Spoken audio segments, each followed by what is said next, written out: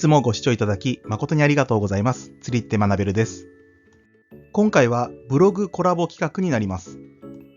私の釣り仲間のあたほたぬきさんが運営するブログ、アジンガーのたまり場より集魚灯の選び方を紹介いたします。動画の右上並び概要欄にあたほたぬきさんのブログのリンクを貼っておきますので、ぜひ本家もご覧いただけましたら嬉しいです。私の動画のような真面目スタイルではなく、コメディ要素を取り入れた解説をされています。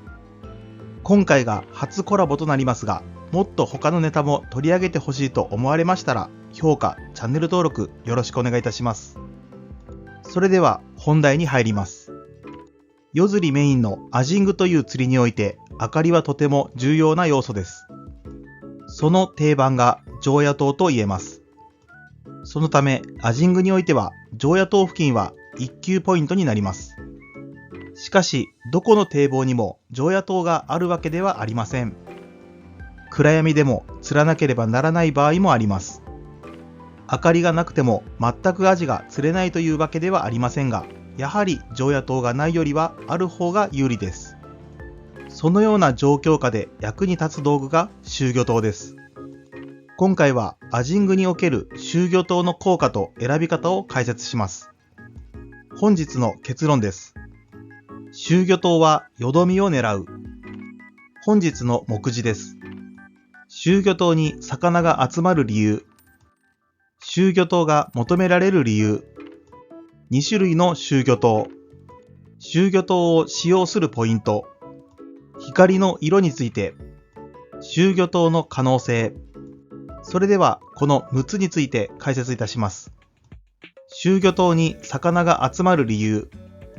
そもそもなぜ光にアジが寄ってくるのでしょうか。虫が光に寄ってくるのと一緒かといえば、それは全く違います。それではなぜ光に魚が寄せられるのでしょうか。これは光に魚が近づくというよりは、光にプランクトンが集まるのです。海が光で照らされると、まず植物性プランクトンが光合成を始めます。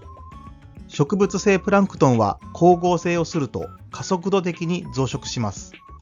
その植物性プランクトンを網などの動物性プランクトンが捕食し、その動物性プランクトンをベイトフィッシュが捕食し、そのベイトを魚が捕食します。いわゆる食物連鎖が起きるわけです。この食物連鎖を誘発するために使うものが集魚灯という理由です。集魚灯はすぐに効果は出ない。集魚灯はあくまで植物性プランクトンの増殖を促すものです。集魚灯で海面を照らしてもすぐにプランクトンが増えるわけではありません。増殖するまでにはある程度の時間が必要であり、食物連鎖が起きるまでにはさらに待つ必要があります。待つとは言っても何時間もかかりません。集魚灯の効果が出るまでにだいたい30分から40分と言われています。人間や猫のような細胞の集合体ではなく、単細胞の植物のため、光合成をすれば簡単に増えていくのです。集魚灯禁止の場所について。集魚灯の使用について注意すべき点は、集魚灯を使用することが禁止されている都道府県があるということです。特に関東方面は顕著で、東京都や千葉県は禁止となっています。九州の場合、熊本県が禁止となっています。詳しくは概要欄の水産省ホームページを参考にしてください。それではなぜ禁止のところがあるのでしょうか。それは海洋資源にも限りがあるためです。漁師にとってはアジも大事な商品になります。魚を乱獲されたら漁師さんの生活に影響が出てくる恐れがあります。乱獲を防止するために地域によってはこのような決まりがあります。集魚灯が求められる理由。近年のアジング事情と合わせて考えてみましょう。集魚灯は近年その重要性が高くなっています。場合によっては必須級と言っても過言ではないと言えるかもしれません。近年は釣り禁止の漁港が増えているため、磯や常夜灯がない漁港も貴重な釣り場となります。そのような常夜灯がない場所も攻略する場合、集魚灯の役割はかなり大事になってきます。2種類の集魚灯。集魚灯には大きく分けて2種類存在します。それぞれの特徴を見ていきましょう。水中投入タイプ。まずは水中に入れておくタイプの集魚灯です。海中に直接投入するため、光が届かないということがなく、ロープが届く限り確実性に照らすことができます。問題点は面倒であることです。海に投入するということは、海水で濡れるものが増えることになります。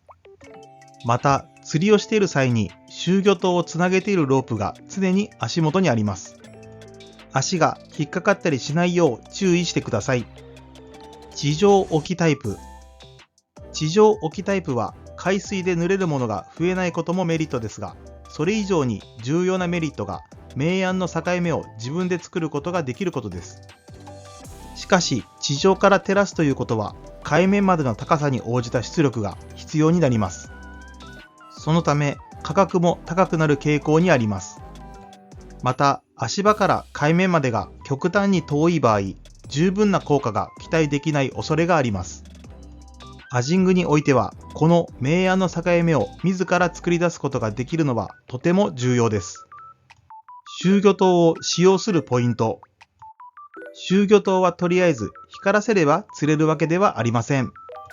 では、集魚灯を使用する上で大事なことは何でしょう。集魚灯の効果はプランクトンを増やすことにあることは冒頭で説明いたしました。プランクトンは基本的に遊泳力はありません。したがって潮の流れが速すぎればプランクトンが流されてプランクトンが溜まることができなくなります。また潮の流れが止まっていればプランクトンは増えるもののターゲットでもあるアジがいないこともあります。さらに言えば常夜灯の有無も重要な要素です。常夜灯下で集魚灯の使用は意味がないとまでは言いませんが、光が散乱し、魚を狙ったところに集めることができなくなる恐れがあります。アジがいない、もしくは寄りづらい状況の場合、集魚灯も意味をなしません。また、集魚灯が有効な魚種はアジだけではありません。タチウオやシーバスも寄ってきます。その結果、アジが寄りづらくなってしまう恐れも考慮しておくべきです。集魚灯を使えば釣れるというわけではありません。潮を読み、効率よく自分に有利な場所に魚を集められるかを考えることが重要です。ただ、海面を照らすだけではなく、アジの生態などの知識と実釣の経験は大切です。光の色について、魚の目と私たち人間の目は違います。その代表例とも言えるのは錐体細胞の量になります。錐体細胞というのは簡単に言えば色を判別するために必要な視細胞のことです。光の三原色も人間の錐体細胞が3種類のため赤、緑、青と分かれています。人間には錐体細胞がこの3種類に対し、魚は紫外線も含めた4種類あると言われています。人間より色が見分けられるように見えますが、完全にそうと言えるわけではありません。実際魚には赤色の光が人間より見えていないとされています。ヘッドライトに赤いランプがつけられている理由はこのためです。赤色の光に弱い代わりに人間は見ることのできない紫外線を魚は見ることができます。最近よく目にするケイムラカラーは紫外線に反応する特殊な塗料です。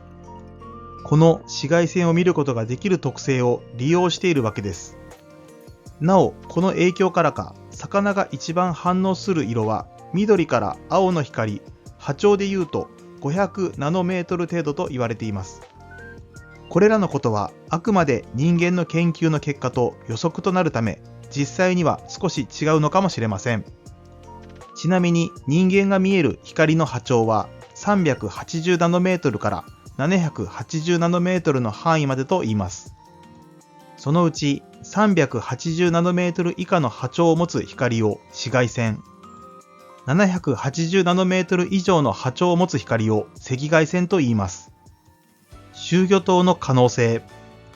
近年は全国各地釣り禁止場所が増えているため、新規開拓も重要な要素となっています。そういう意味では今後は集魚灯の重要性がさらに拡大する可能性があります。そして新規開拓することによってこれまでよりももっと釣れる場所が見つかるかもしれません。アジングと集魚灯、このような楽しみ方も宝探しのようで楽しいですね。今回の授業は以上となります。最後までご視聴ありがとうございました。高評価やチャンネル登録をしていただけるととても嬉しいです。